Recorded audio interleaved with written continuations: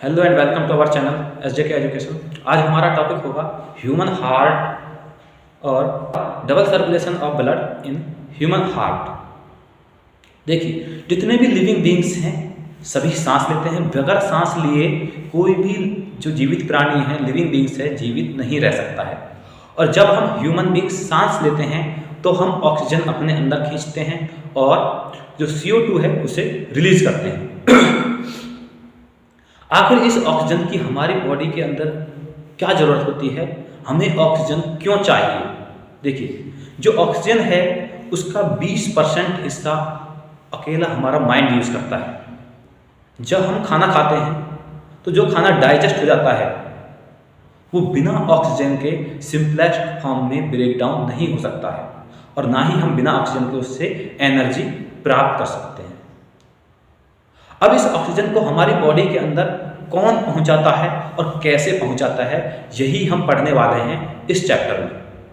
देखिए, सबसे पहले जब हम सांस लेते हैं तो ऑक्सीजन कहाँ जाता है? लंग्स के अंदर। लेकिन लंग्स जो हैं उस ऑक्सीजन को हमारी बॉडी के अंदर नहीं पहुंचा सकते हैं, क्योंकि लंग्स जो हैं सिर्फ एक टंकी का काम करते हैं। तो उस ऑक्सीजन को हमारी बॉडी के अंदर कौन पहुंचाता है? उसको पहुंचाता है ब्लड, यानी रक्त। ब्लड जो है हमारी बॉडी के अंदर ट्रांसपोर्ट का कार्य करता है। ऑक्सीजन के अलावा जितने भी न्यूट्रिएंट्स हैं जो हमारी बॉडी के लिए आवश्यक होते हैं, जो पोषक तत्व हैं, उनको हमारी बॉडी के अंदर भी ब्लड ही पहुंचाता है।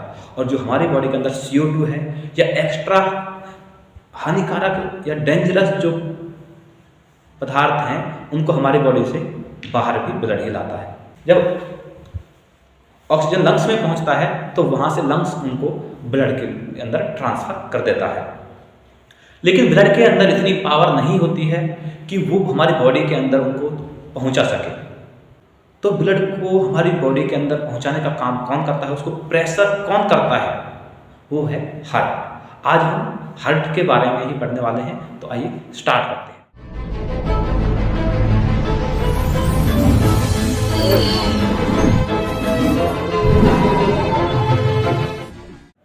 हमारा हार्ट जो है उसकी शेप कुछ इस तरह से होती है। हमारा हार्ट जो है दो भागों में बटा हुआ है।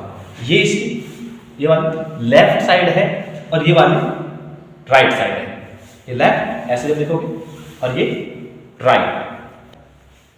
अब ये साइड भी दो अलग अलग पार्टों में बटी हुई है। एक ये ऊपर वाला, आप देखोगे ये ऊपर वाला, और एक ये नीचे वाला। हम नंबर डाल देते हैं 1 2 3 4। ठीक है, दो पार्टों में ये साइड बटी हुई है और उसी तरह से दो पार्टों में ये साइड बटी हुई है। ये वाली लेफ्ट साइड है, ये वाली राइट साइड है। ठीक है, जो ऊपर वाले हैं, दोनों ऊपर वाले चैम्बर्स हैं, ऊपर वाले करके सब कमरे बोल सकते हैं, चैम्बर्स हैं, उनको हम बोलते हैं आर्टरियम। क्या बोलते हैं? आर्टरियम। ये लेफ्ट साइड है तो लेफ्ट आर्टरियम, या हिंदी बोलेंगे बायां आलिंग। और ये भी आर्टरियम है ऊपर वाला, लेकिन राइट साइड में है, ये कौन सा हो गया? Right atrium. और जो नीचे वाले हैं दोनों, वो होते हैं वेंट्रिकल। क्या होते हैं? वेंट्रिकल। जो लेफ्ट साइड में है, लेफ्ट वेंट्रिकल या बायां निलय, और जो राइट साइड में है, राइट वेंट्रिकल या दायां निलय। और जो ये बीच वाली वॉल है जिसने इनको दो पार्टों में डिवाइड कर रखा है, ये है dividing wall. I think it's clear. अब देखिए, सबसे पहले जो ऑक्सीजन है वो लंग्स के अंदर आती है। वहां से लंग्स उसे ट्रांसफर कर देते हैं ब्लड के अंदर, और ब्लड उससे सबसे पहले लेके आता है लेफ्ट आर्टरी के अंदर।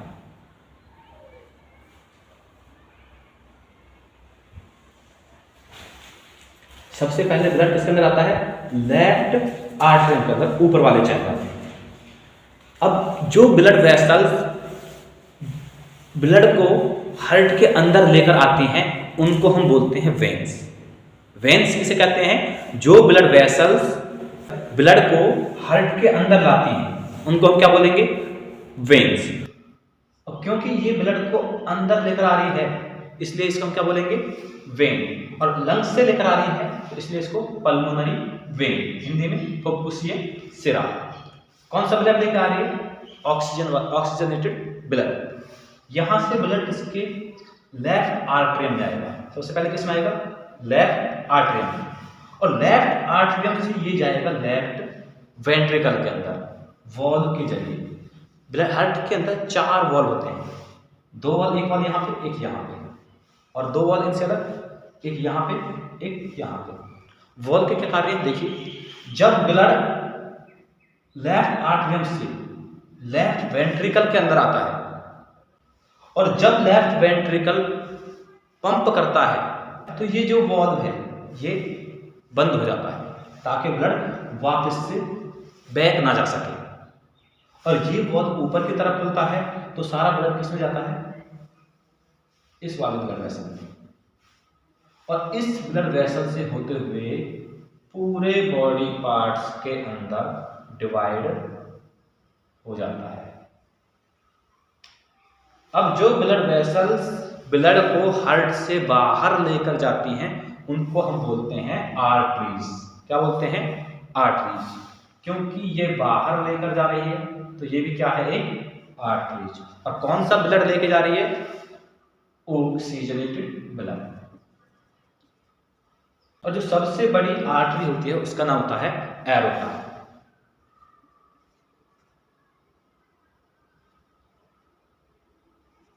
हिंदी में महाधमनी। तो यहां से ब्लड को बाहर लेकर कौन जाती है? एरोटा यानी महाधमनी। और इससे होते हुए इसमें से बहुत सारी कैपिलरीज। कैपिलरीज क्या होती हैं?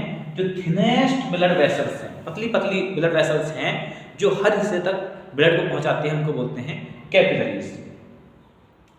और बॉडी पार्ट्स के अंदर ऑक्सीजन के पहुंचने पर वहां जो कार्बन डाइऑक्साइड है, यानी जो ऑक्सीजन पहले यूज होने के बाद जो कार्बन डाइऑक्साइड फॉर्म होती है, जो कार्बन डाइऑक्साइड है उसको कलेक्ट करके वेना केवा। अब बॉडी पार्ट से जो ब्लड वेसल ब्लड को कलेक्ट करके हार्ट तक पहुंचाएगी वो कौन सी होगी? Vena cava.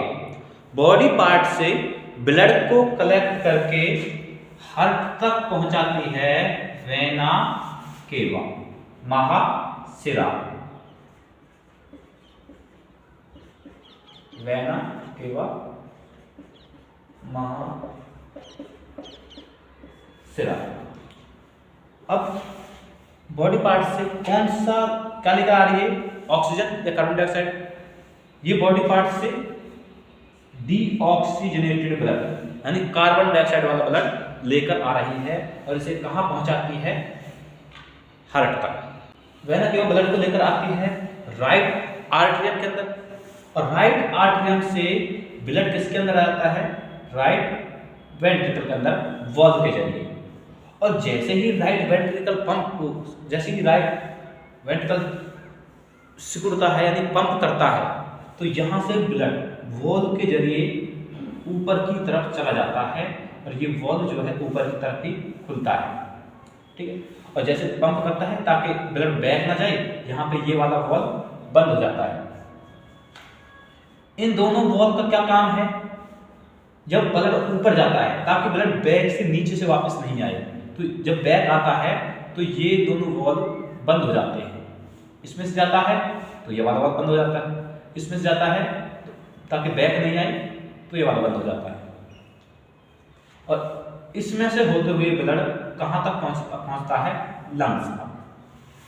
कार्बन डाइऑक्साइड को लेके लंग्स तक। और यहां से लंग्स और कार्बन डाइऑक्साइड को बाहर निकाल देते हैं और वापस से ऑक्सीजन लेके किसको दे देते हैं? पल्मोनरी वेन्स को। अब हम पहले ही क्लियर कर चुके हैं कि जो ब्लड वेसल्स ब्लड को हार्ट से बाहर लाती हैं उनको हम क्या बोलते हैं? आर्टरीज। और जो अंदर लाती हैं हार्ट के अंदर उनको क्या बोलते हैं? वेन्स। अब ये बाहर लेकर आई है तो क्या है? ये आर्टरीज। और लंग्स के अंदर लेके जा रही है तो इसलिए इसको बोलेंगे पल्मोनरी आर्टरीज। फुफ्फुस ये